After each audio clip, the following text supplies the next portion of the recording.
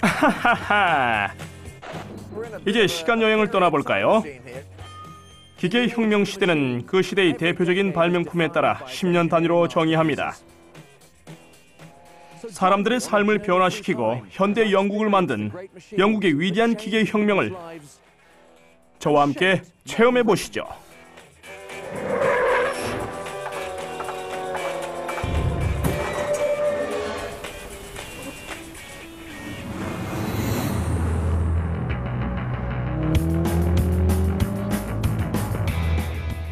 (1980년대는) 옛것을 버리고 새로운 것을 받아들인 영국의 전환기였습니다.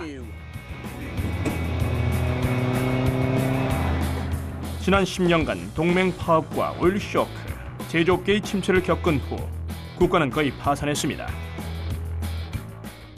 철의 여인이라고 불리는 영국 최초의 여성 수상 마가렛 대처는 새로운 사업 방식을 요구했습니다. 낡은 방식을 버리고 발명과 야망의 새로운 사주가 나타나고 있었죠. 이 시기는 고급 자재와 전자공학이 발달한 컴퓨터 시대의 시초였습니다. 1980년대에 마침내 영국의 현대화가 이루어졌습니다. 아, 안녕 맥이. 뭐라고요? 미래가 왔다고요?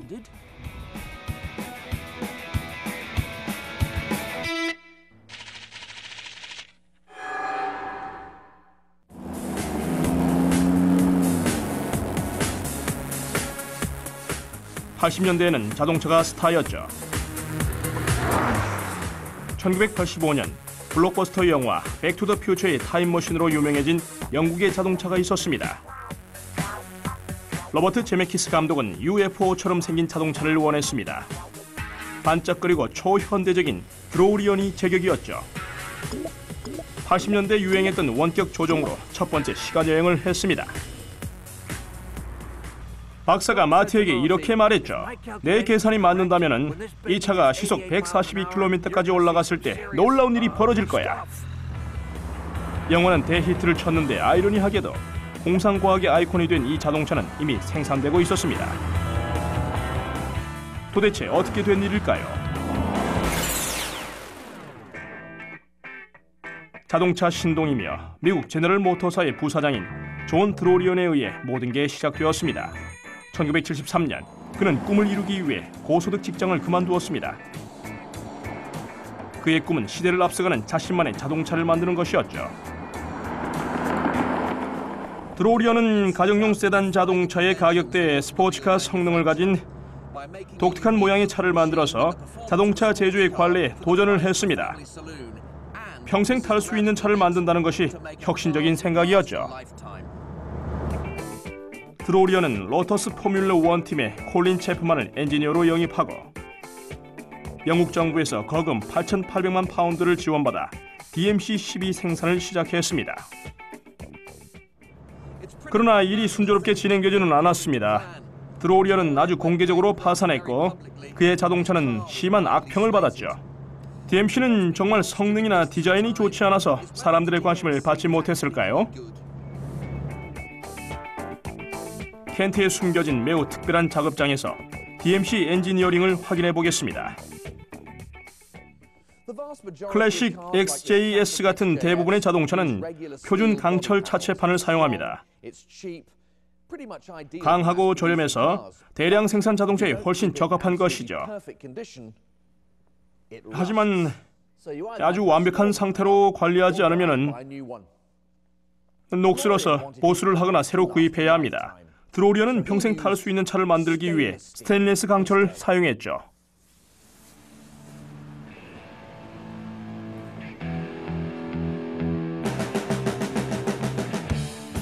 드로리언 자동차의 멋진 외판은 녹슬지 않는 원형 금속입니다. 하지만 비싼 가격 때문에 스테인리스 강철로 만든 차는 거의 없죠. 위로 여는 문은 지금은 유명하지만 당시는 인상적이지 않았습니다. 이 문은 새가 나는 것처럼 보이도록 디자인된 것입니다. 사람들의 눈길을 끌기 위한 드로리언의 전략이었죠. 그러나 이 문의 토션바와 수압 펌프가 매우 비싸다고 알려졌고 안전성 또한 심각한 논제가 되었습니다. 드로리언은 한 조각으로 성형된 플라스틱 차체 제작 계획을 세웠습니다. 가격도 저렴하고 현명한 해결책 같았죠. 그러나 설계를 살펴본 콜린 체프만은 문제가 있다는 걸 알았습니다. 문으로 사용하기엔 결함이 많은 플라스틱 차체는 차 뒤쪽에 장착된 무거운 V6 엔진을 안전하게 지탱할 수 없었습니다. 그래서 체프만은 강철 차대로 DMC를 다시 설계했습니다. 간단한 해결책이었지만 많은 비용이 들었죠. 그럼에도 드로리언의 구매 자동차는 제작되기 시작하여 1981년 1월에 출시되었습니다. 광고 카피는 드로리언을 타면 꿈이 실현된다였습니다. 드로리언은 고객에게 편하고 즐겁게 운전하면서 평생 타길 바란다는 편지도 보냈습니다. 자, 그럼 한번 테스트해 볼까요?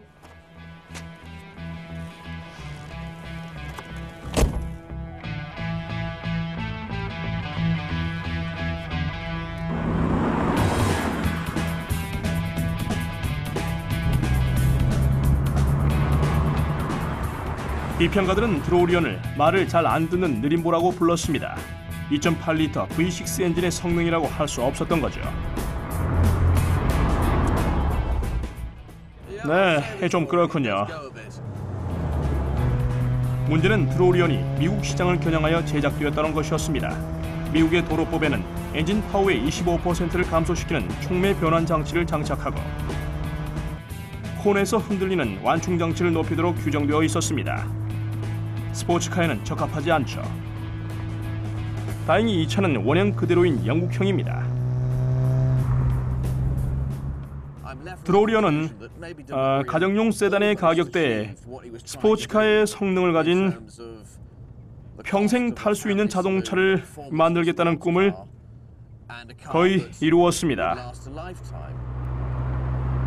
그는 파산하지 않기 위해 1년에 10,000대의 자동차를 팔아야 했지만 그렇지 못했죠. 지나친 야망으로 시장을 잘못 선택했으며 로터스에서 엔지니어링을 다시하여 가격이 2배로 올라 12,000파운드 미국 시장에서는 25,000달러가 되었습니다. 단지 25,000달러짜리 스포츠카는 아니었던 거죠. 생산을 시작한 지 2년이 조금 안 되었을 때 겨우 9,000대가 판매되었고 드로리언은 회사가 파산했다는 의혹을 받았습니다. 그러나 평생 탈 수 있는 차를 만들겠다는 드로리언의 꿈은 이루어졌습니다. 30년이 지난 지금도 이 차는 잘 달리고 있으니까요. 공상과학의 아이콘이 되었지만 상업적으로는 실패했습니다. 하지만 DMC-12는 새로운 생각과 과학기술로 산업계를 흔들어 깨울 대단한 잠재력을 보여주었습니다. 그리고 영국 정부는 새로운 방식의 사업을 시도하고 있다는 것을 보여주었죠.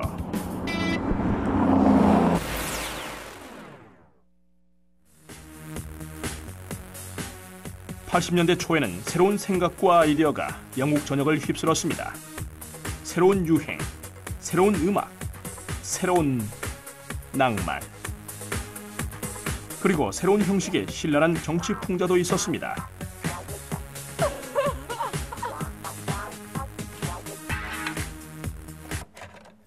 전자공학부와 컴퓨터의 혁신에 힘입어 완전히 새로운 산업이 시작되고 있었습니다.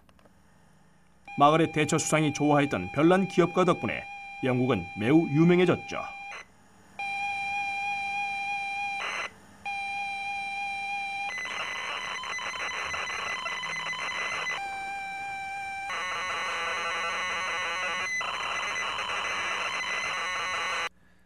클라이브 싱클레어는 학교 숙제를 위해 컴퓨터를 사달라고 부모를 조르는 모든 영국 학생들의 영웅이었죠. 싱클레어는 선명한 ZX 스펙트럼을 이용하여 세계에서 가장 작고 저렴한 가정용 컴퓨터를 창안했습니다. 125파운드에 불과했죠. 신문이요, 신문 왔어요. 천천히.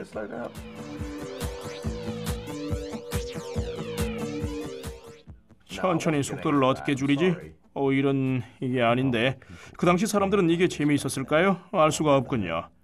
그런데 희한하게 중독성이 있네요. 다시 해볼까요?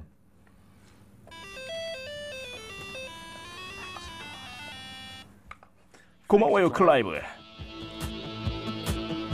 싱클레어는 컴퓨터만 개발한 게 아니었습니다. 1985년에 그는 선구적인 새 발명품을 세상에 내놓았습니다.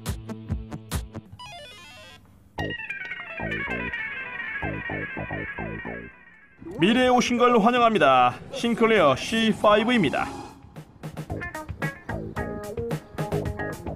자동차인가요?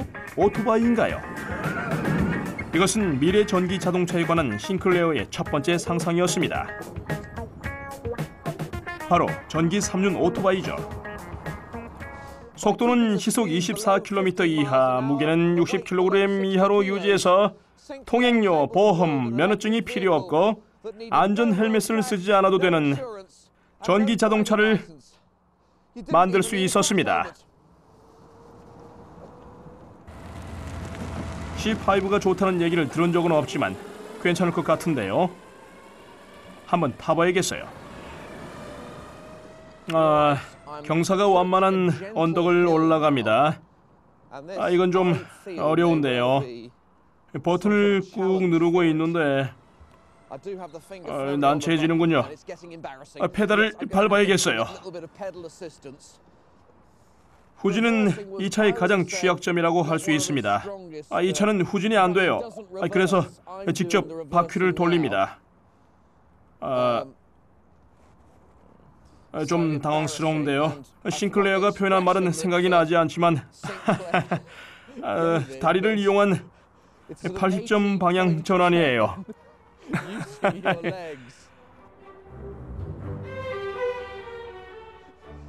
정말 쓸데없는 기계네요. 이젠 소리도 지르는데요. 미안하지만 이 차에선 클라이브의 천재성을 찾을 수가 없습니다. 자, 갑니다. 실망하기 전에 80년대의 C5를 만든 진짜 엔지니어를 만나봐야겠습니다. 아담 하퍼는 나를 믿게 만들 수 있을까요?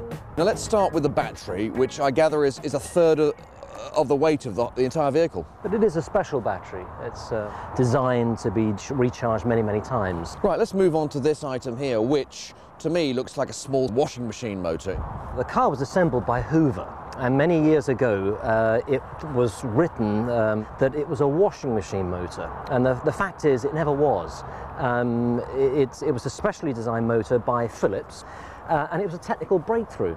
The last item is this rather odd shape. It looks one end of a clothes rail to me. Adam, tell me all about it. It's a box section chassis. Clive went along to Lotus sports cars, and so they designed this chassis, which is a fantastic piece of engineering because it's immensely strong and weighs nothing. It's I suppose with the battery weighing half a ton, something's got to be light. You've got to, yeah.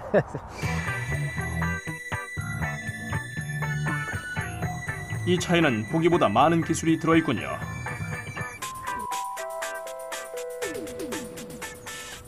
차체도 역시 첨단 과학 기술입니다. 싱클레어의 제작팀은 일반 오토바이보다 75% 더 효율적으로 만들기 위해 여러 달 동안 바람 터널에서 공기 역학을 연구했습니다.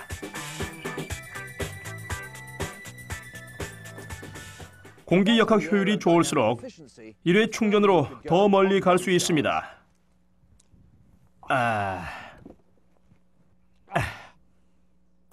안내서에는 32km 정도 갈 수 있다고 하네요. 싱클레어의 소형차는 1985년 1월 400파운드의 가격으로 출시되었습니다.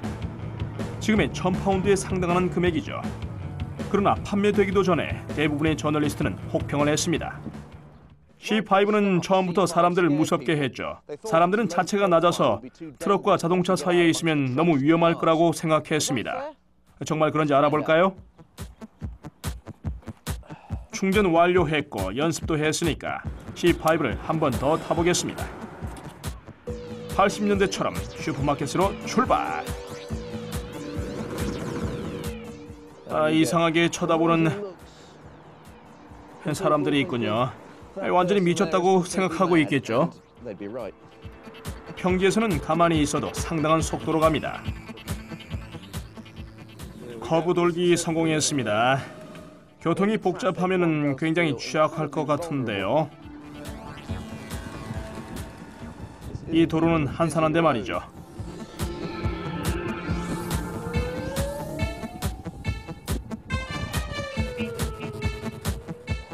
여러분은 클라이브를 믿어야 합니다. 그는 자신의 발명품에 명예를 걸고 700만 파운드를 투자했습니다. 트렁크가 좀 작군요. 사실 완벽하지는 않지만 생각했던 것보단 꽤 괜찮은데요.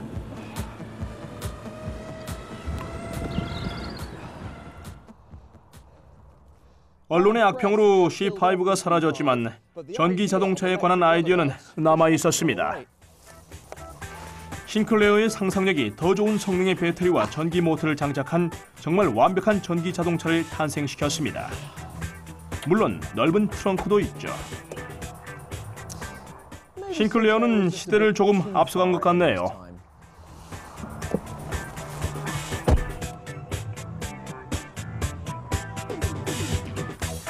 드로리언과 C5는 둘 다 상업적으로는 실패했지만 80년대 영국의 개척 정신을 구현한 아이콘의 선구자였습니다.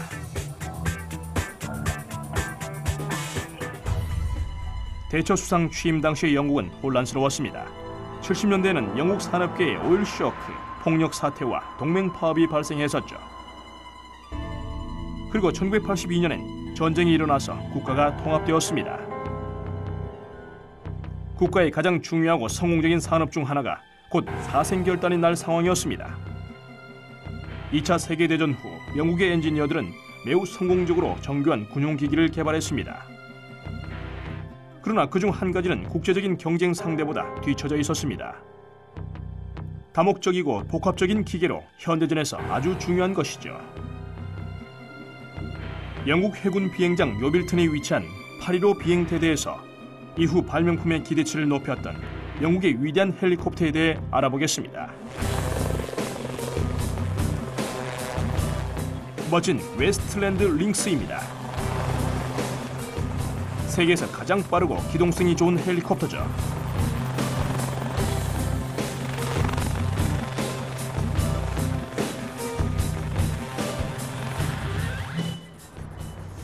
이것은 영국 해군의 HAS MK3 링스입니다. 원형 링스의 직접적인 전래물이죠. 링스는 10년 이상 1,000만 파운드의 비용을 들여 개발되었습니다. 1982년까지 웨스틀랜드는 살아남기 위해 전력을 다했죠. 링스는 노후한 영국 해군 헬리콥터 와스퍼와 웨식스를 교체하기 위해 설계되었습니다. 또한 국제무기 산업에서 미국 최고의 베트남전 아이콘 벨 휴이와 경쟁하기 위한 것이기도 했죠. 웨스틀랜드의 설계사들은 그들의 미래가 링스의 성공에 달려있다는 걸 알고 새로운 성능 강화 기술을 사용하며 최대의 노력을 했습니다. 여기 보시면은 각각 800마력의 힘을 내는 롤스로이스 잼 엔진 2개가 있습니다. 링스를 위해 특별히 설계된 것이죠. 발전량이 유사한 다른 가스 터빈 엔진보다 훨씬 작은 크기입니다. 링스의 가장 독창적인 부분은 자동 제어 시스템이 있는 회전 날개 축이었습니다. 대부분의 다른 헬리콥터는 안정적인 비행을 위해 많은 경첩을 사용합니다. So Fluff, why is the rotor head so key to the performance of this helicopter? It is one of the key components of any helicopter. With the Lynx aircraft, the rotor hub itself is very, very different. What we have on the Lynx is what's called a semi-rigid rotor head. And the reason that is we only have one hinge. 유연한 회전 날개 축이 힌지가 되는 것이죠. If I was to press down on the head itself, you can actually see the flexing, and it's actually the titanium itself which absorbs that flight load. The titanium is the key thing that allows us to have this rotor head on this aircraft, which makes the aircraft so maneuverable and agile. 웨스틀랜드는 새로운 소재와 혁신적인 디자인으로 링스의 무게를 최소화하면서 수중 폭내, 어뢰, 미사일 등 무기 수송 기능을 최대화했습니다. Well, let's say lethal blue missile attached. What is it and what does it do? Well, this is the Sea Skewer missile. It's a sea-skimming missile, semi-active, and is controlled by the radar that's on board of the Lynx. Why is the Lynx so good? The Lynx is fast, it's agile, it can hover outside of the enemy's missile zone, and it's perfectly designed to give a stable platform for firing skewer away and getting the maximum chance of prosecuting the enemy. 그리고 발포하죠.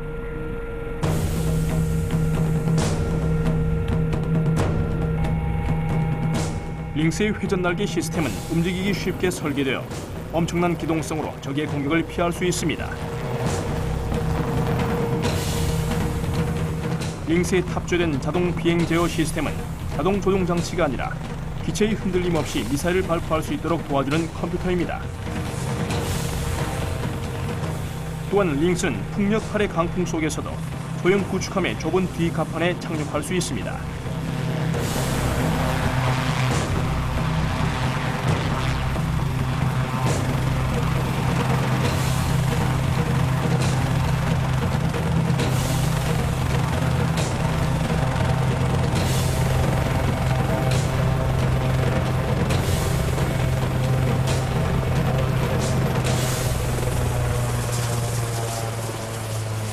영국 해군의 링스 헬리콥터는 검증되지 않는 가능성으로 1976년에 운항을 시작했습니다.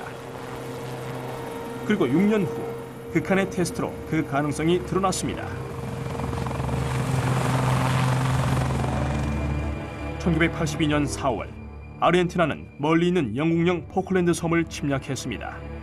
48시간 안에 마그렛 대처 수상은 70척의 군함과 2만 5천 명의 병력을 약 12,800km 떨어진 남대서양에 파병했습니다. 수적으로 크게 우세했던 영국군은 적의 약점을 공격했습니다.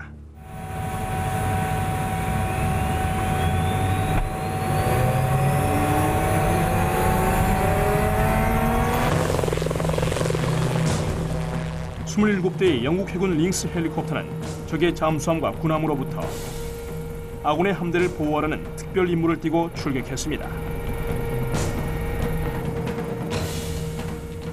링스는 교전에서 어뢰로 적의 잠수함을 명중시키며 자신의 역할을 완벽히 수행했죠. 그리고 레이더 유도 시스키밍 미사일로 아르헨티나의 군함 3척을 파괴했습니다.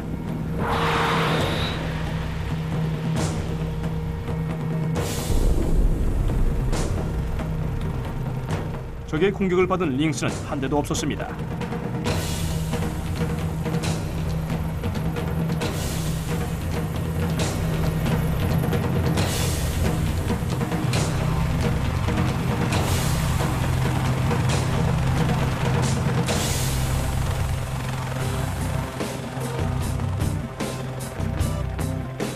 이제 웨스틀랜드는 링스의 전투 성공을 발판 삼아 국제시장에서 회사를 살릴 수 있는 기회가 생겼습니다.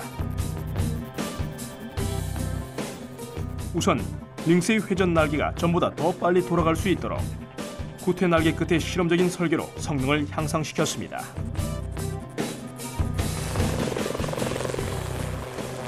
(1986년) 일명 버프 날개와 한층 강력해진 엔진을 탑재한 웨스틀랜드의 링스는 헬리콥터의 세계 최고 속도에 도전했습니다.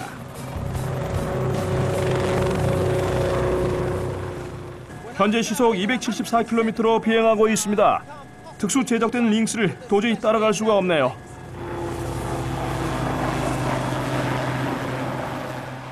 링스는 시속 400.87km를 기록했습니다. 지금도 깨지지 않는 이 기록은 위대한 영국 헬리콥터의 명성을 확고히 했습니다. 현대 과학기술의 선두인 이 멋진 헬리콥터는 현재 전 세계 18개국에 판매되고 있습니다.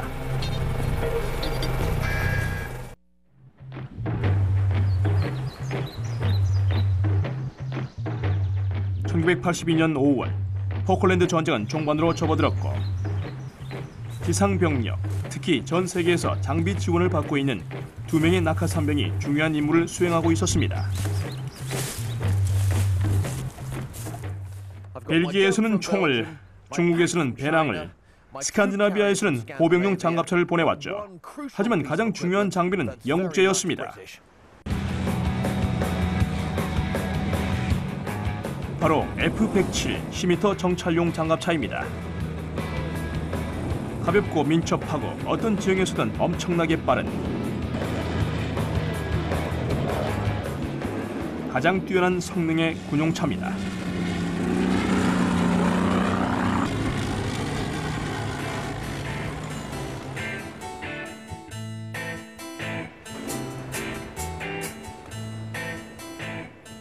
알비스 자동차가 빨리 달리는 군용차 제작을 의뢰받아 이 대단한 기계가 탄생했습니다. 상공에서 전장에 투하할 수 있을 만큼 가벼워야 했죠. 그러나 강철로 만들면 무게가 13톤이나 나가서 수송기에 실을 수가 없습니다.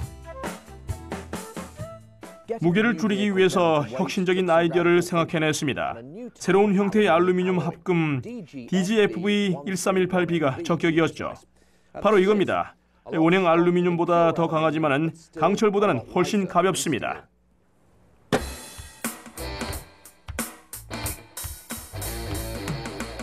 전체적으로 5톤이 줄었습니다.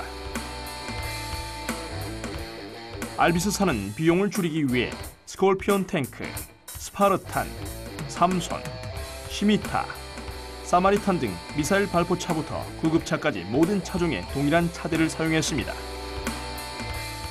모든 차량의 무게는 8톤으로 주력 전차보다 7배나 가벼우며 공수하기에 완벽했죠. 시미타의 접지압은 0.35kg 중 per 제곱센티미터 이하이기 때문에 이 8톤의 장갑차에 저와 군장을 다 실어도 지면을 누르는 압력은 동일합니다. 굉장히 가벼운 거죠. 알루미늄 장갑은 겨우 수류탄과 소총 사격을 막을 수 있는 정도였습니다. 그래서 이 장갑차는 빠른 속도와 기동성을 이용해 안전한 곳으로 피해야 했죠. 시미타는 4.2리터 제규어 엔진을 사용했습니다. E-타입 스포츠카에서 볼 수 있는 것과 같은 것이죠. 새로운 탱크의 조건에 적합한 크기와 무게, 고성능을 가진 가볍고 강력한 엔진은 이것뿐이었습니다.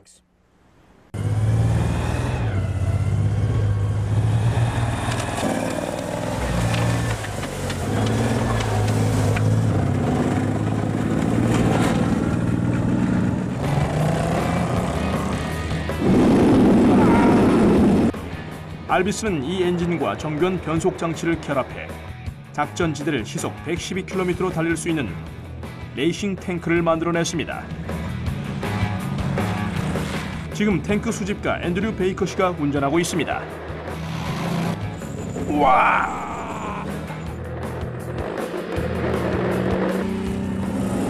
와! 오 예! 배멀미 하시는 분은 타지 마세요. 이것은 본래 전장 주위를 돌며 적군을 정찰한 후 도망가기 위한 용도로 설계되었던 것입니다.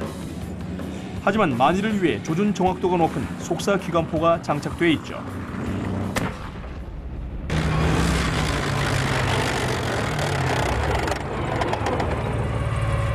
Andrew, can I have a go? Yes, certainly.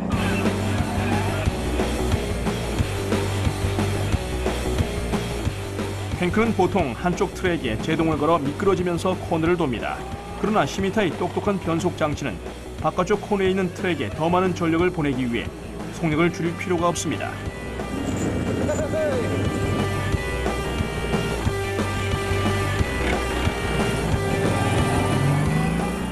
저 같은 초보도 아주 쉽게 회전할 수 있습니다.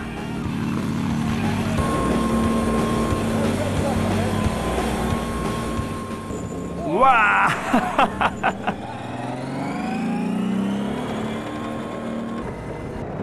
가장 놀라운 것은 후진도 쉽고 빠르게 할 수 있다는 것입니다. 이론상으로는 시속 112km로 뒤로 달릴 수가 있죠. 정말 재미있어요!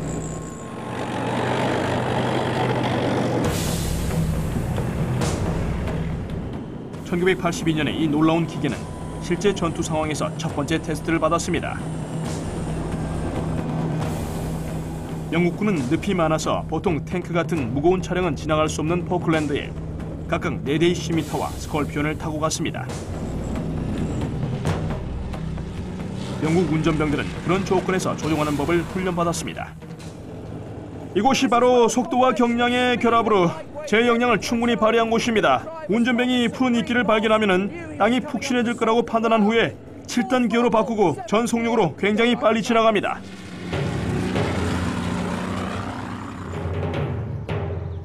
(6월) 초 탱크의 지원을 받은 영국 병력은 포트 스탠리 외곽에 있는 아르헨티나 세력이 우려되었습니다.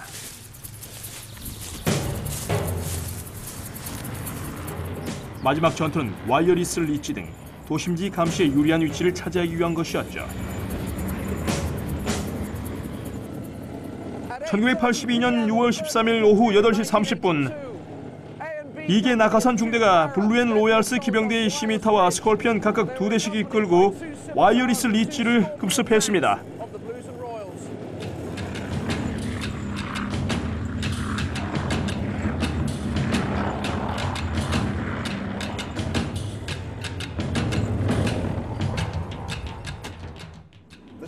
시미타와 스콜피오는 일명 소음 공격을 시작했죠. 엔진을 회전시키고 기관포를 발사하여 적을 두렵고 혼란스럽게 만들었습니다.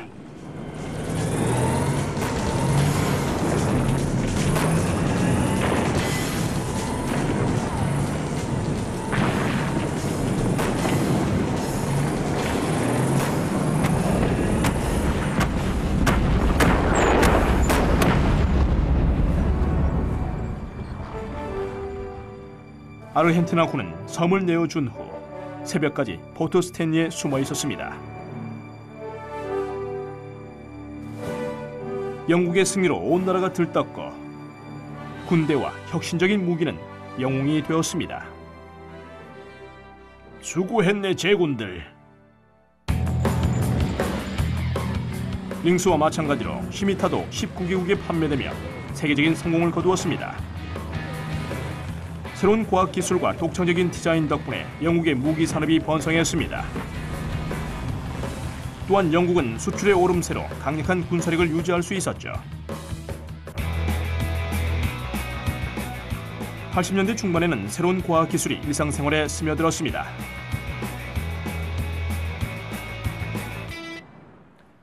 아직 해결할 일이 좀 남아있었지만 1980년대에는 이것이 최첨단 기술이었습니다.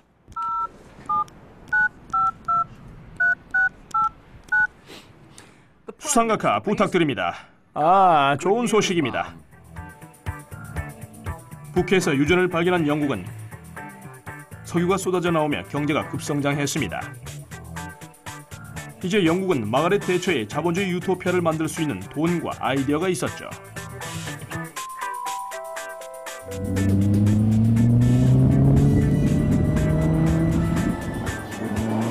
눈을 즐겁게 하는 에섹스 페트롤리엄 색상의 1980년형 로터스 에스피리트 터보를 타고 출근하는 것보다 더 좋은 방법이 있을까요? 이 차는 1980년대에 영국이 정권을 잡으면서 갑자기 성장한 영세 기업에서 생산한 것입니다. 눈부시게 발전한 모터스포츠의 중심엔 포뮬러 1이 있었죠. 가장 빠르고 기술적으로 앞선 경주용 자동차는 대부분 영국에서 제작한 것이었습니다. 제가 보기엔 로터스가 가장 훌륭합니다.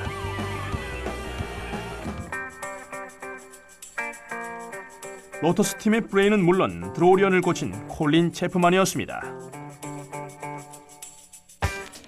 클래식 팀 로터스를 찾아가 현대 F1 시대를 알린 체프만의 기술 혁신에 대해 알아보겠습니다. 체프만의 목표는 가벼운 무게로 차의 성능을 높이는 것이었죠. 차를 더 가볍게 만들면 더 편하게 빨리 달리면서도 브레이크와 타이어의 소모는 줄일 수 있습니다. 레이싱계에 좋은 소식이었죠. 체프만은 남들보다 뛰어난 생각으로 현대적인 F1 자동차를 발전시켜서 더 많은 예산으로 더 큰 규모의 팀을 만들어 자신의 영역을 넓히는 것으로 유명합니다. 체프만은 1970년형 로터스 72 같은 자동차로 현재 모든 F1 자동차들이 따르는 청사진을 만들었습니다. 뾰족한 앞부분, 모노코크, 냉각장치가 들어있는 사이드 포드, 그리고 앞뒤의 날개. 80년대 초 로터스 팀은 엄청난 하강 압력으로 자동차가 트랙에 바짝 붙어서 코너를 돌게 하려고 공기 역학 연구에 전력을 다했습니다. 그러나 금속 차체는 그렇게 강한 힘을 견디지 못했습니다. 콜린 제프만의 아들 클라이브의 설명을 들어보시죠. The downforce that the cars were creating meant that they could go around the corners incredibly quickly. The suspension got stiffer and stiffer, and the poor old aluminium tub wasn't really able to cope, and rivets started popping out and what have you. So that was a problem. So, with the metal monocoque under so much strain from the various forces, what was the answer? Well, at about that time, aerospace and defence was starting to investigate the potential of carbon fibre. My father was always quick to encourage innovation, and they said, well, let's try carbon, and came up with the first composite tub in F1.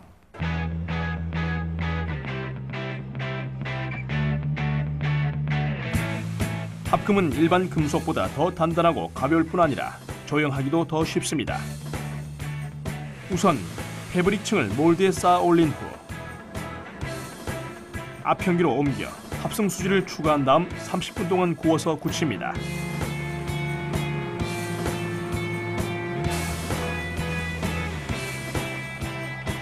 이렇게 완성된 차체는 견고하고 강하며 매우 가벼워서 큰 충격에서도 운전자를 보호할 수가 있죠.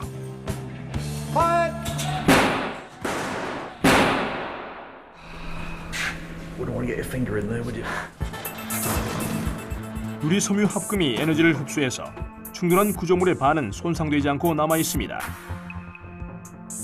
얼마 동안은 유리 섬유를 사용했었지만 82년에 제프만은 훨씬 비싸지만 새로운 탄소 섬유에 관심을 가졌습니다. 탄소 섬유로 만든 소재는 알루미늄보다 3배 더 견고하고 무게는 절반밖에 되지 않습니다. 그래서 80년대 초에 이것을 이용해서 경주용 자동차를 위한 신소재를 만들었죠. 제프만과 로터스는 서둘러 탄소 섬유 포뮬러1 자동차 제작을 시작했습니다.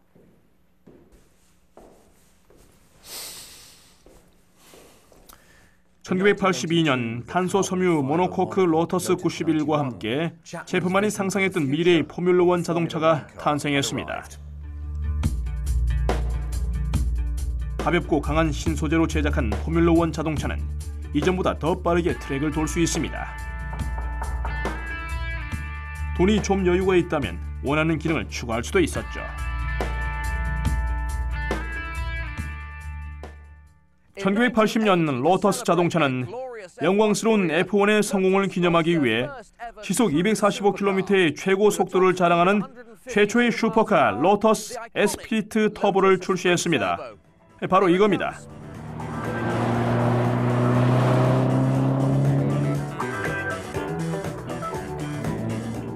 제프만의 최신 발명품으로 운전자들은 포뮬러1 기술의 감동을 경험할 수 있었습니다.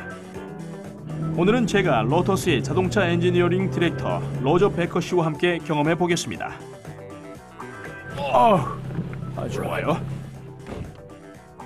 로저는 영화 007 나를 사랑한 스파이에서 스턴트를 했었습니다. The basic principle of fast driving is not being aggressive, it's being smooth. So getting the car lined up for the corner, do your braking in a straight line. Don't drive the little piece of road a few meters in front of you. Look way, way beyond it so that you've got the car always prepared for the next event. 새로운 에스피리트는 당시 대부분의 포뮬러1 자동차처럼 터보 차저를 장착하여 엔진 파워를 30%까지 끌어올렸습니다. 최고 속도가 시속 240km인 진정한 슈퍼카였죠. 온통 빨간 가죽으로 장식한 인테리어 때문에 로저의 설명에 집중하기가 힘드네요. Let's see whether a Lotus can turn you into a professional. No pressure then. 이젠 저를 봐주세요. Feel the road, look where you're going, get over to the left. Just keep it smooth. Always give yourself the maximum width of the track by coming out in the right position for the next corner. 제대로만 하면은 아주 쉬울 것 같군요. Throttle, throttle, throttle. 운전자와 자동차 모두 힘들이지 않고 트랙을 더 빨리 돌 수 있습니다. Easy, isn't it? See, it's yeah, no sweat, not even a drop of moisture on your brow. Blimey, we're in no gear at all now.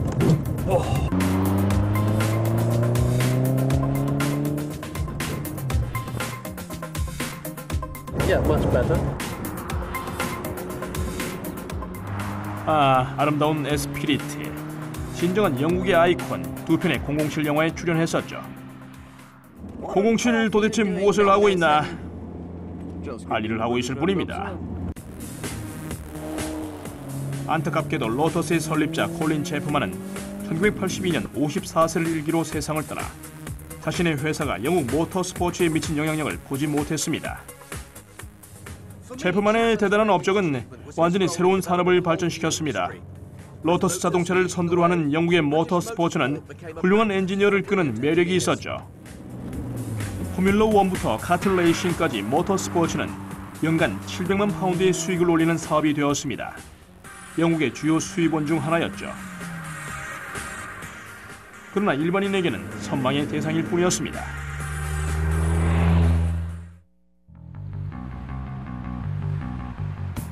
(80년대) 초 포뮬러 1과 슈퍼카는 카레이스를 꿈꾸는 사람들에겐 너무 비싼 자동차였습니다. 그들이 살 수 있는 최고의 차는 품위 있는 코티나 같은 중형차였죠. 그러나 코티나는 경주용 자동차와는 달리 공기역학적인 디자인으로 설계되었습니다. 이 차는 1982년에 마지막으로 생산된 코티나입니다. 유감스럽게도 공기역학으로 설계된 자동차의 시대가 끝난 것이죠. 영국 포드 자동차에서는 코티나의 외형을 바꾸기 위해 비밀리에 다시 설계했습니다. 70년대 오일 쇼크 이후 포드사 디자이너들은 코티나보다 경제적인 차를 만들기 위해 연구를 했습니다. 연비 효율을 향상시키기 위한 열쇠는 공기역학이었죠. 1982년 다시 태어난 코티나, 포드 시에라가 공개되었습니다. 이 차는 새로운 유선형 디자인으로 공기역학적인 효율이 코티나보다 무려 20%나 높았죠. 이것은 자동차의 중요한 발전이었지만 그 이후에 시에라는 영국의 아이콘과는 다르게 진화했습니다.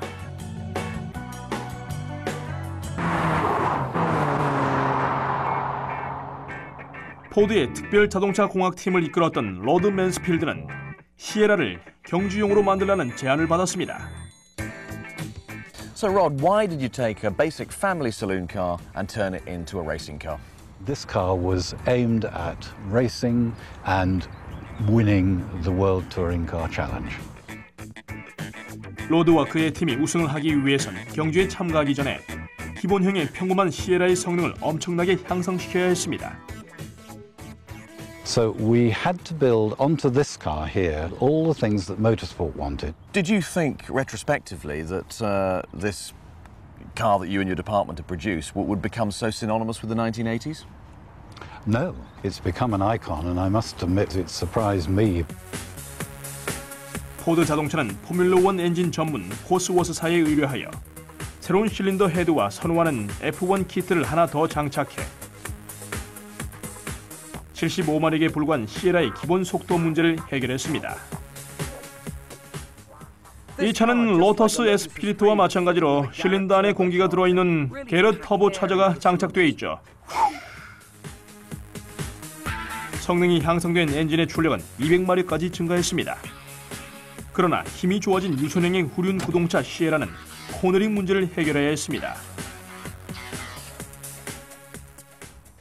그래서 포뮬러 1 같은 기술을 이용해서 RS에 크고 아주 독특한 뒷날개 웨일 테일을 달았습니다. 포드 시에라 RS 코스워스가 완성되었습니다.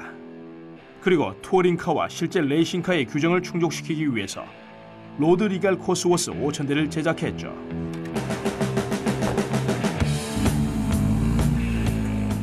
이 차의 본질은 레이싱카지만 일반인도 구입할 수 있습니다. 하지만 솔직히 코스워스 소유자 대부분은 안전하다고 생각하지 않았습니다.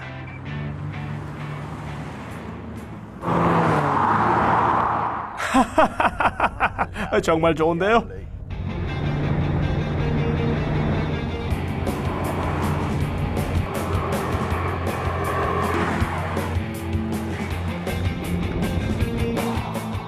80년대 초 로드 맨스필드 팀이 RS의 성능을 테스트했던 바로 그 트랙에서 달리니까 포드 기술 센터에서보다 훨씬 더 좋습니다.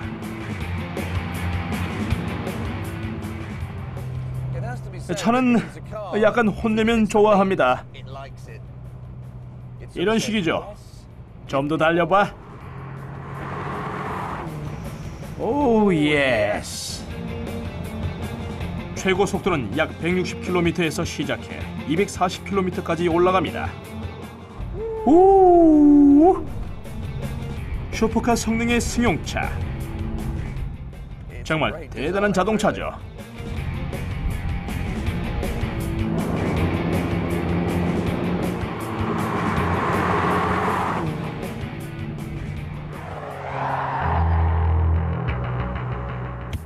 포드 자동차는 개조한 RS500으로 영국 투어링카 대회에서 40연승을 거두었습니다.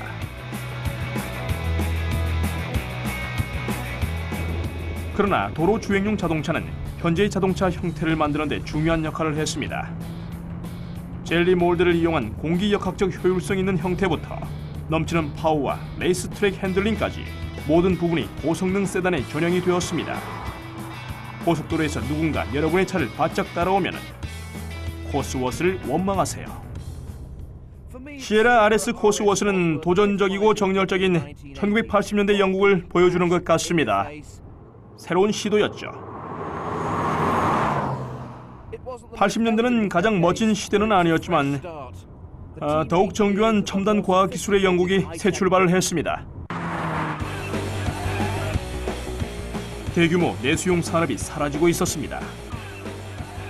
그러나 새로운 생각과 아이디어, 새로운 기술 덕분에 영국의 기계공학과 디자인은 살아남았습니다. 영국의 미래가 온 것이죠.